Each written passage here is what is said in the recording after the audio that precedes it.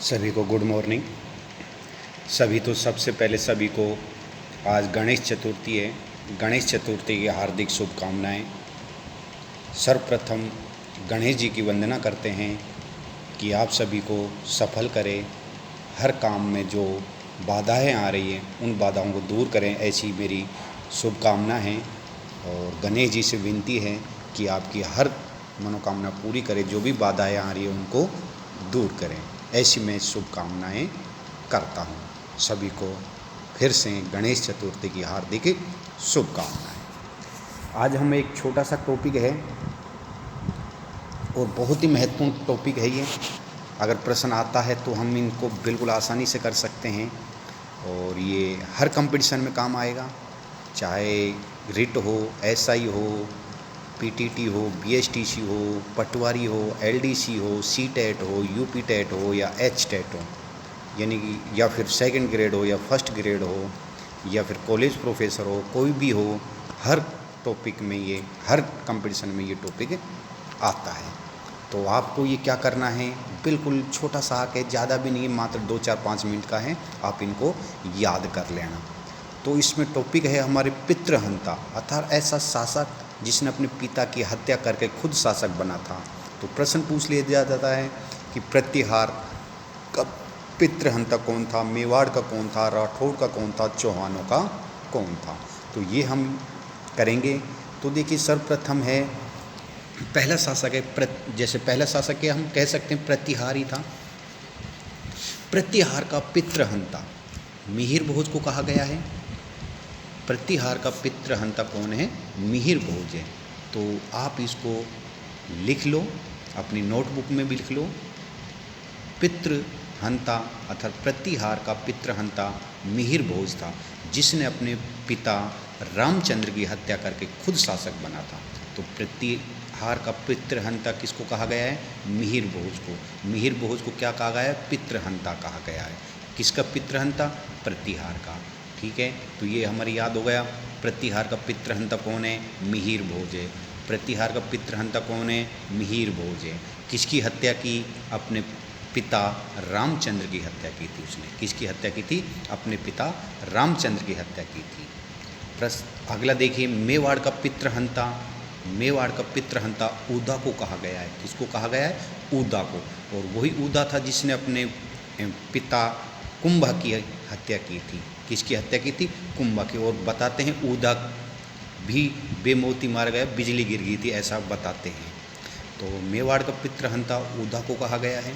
मेवाड़ का पितृहंता ऊदा को कहा गया है, जिसने किसकी हत्या की थी, कुंभा की हत्या की थी, अपने पिता कुंभा की। यानी कुंभा का पुत्र कौन था, ऊदा। अगला है राठौड़ों का पितृहंता मालदेव को कहा गया है। राठौड़ों का पितृहंता कौन है, मालदेव।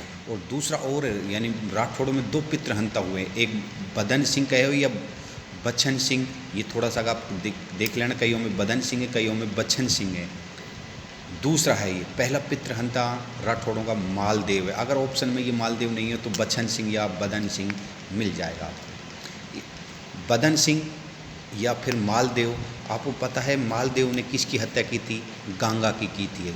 मालदेव ने अपने पिता गांगा की हत्या की थी। और बदन सिंह ने किसकी की थी, अजीत सिंह की हत्या की थी। यानी मालदेव का पिता कौन था, गांगा था, और बदन सिंह का कौन था, अजीत सिंह था, उसकी हत्या की थी। तो राठौड़ों के 2 पितृहंता थे। इनमें एक एक्स्ट्रा प्रश्न और बन जाता है, ऐसे कौन सा वंश था जिसमें 2 पितृहंता हुए।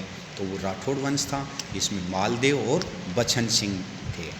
मालदेव ने अपने पिता गांगा की हत्या की थी और बदन ने किसकी की थी, अजीत सिंह की थी।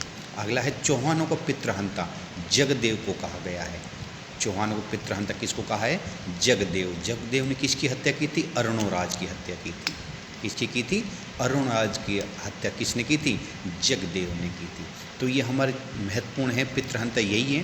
प्रतिहारों का मिहिर भोज, मेवाड़ का ऊदा, राठौड़ों का मालदेव और चौहानों का जगदेव। तो एक मैं और एक्स्ट्रा आपके लेकर आया हूँ, निर्गुण।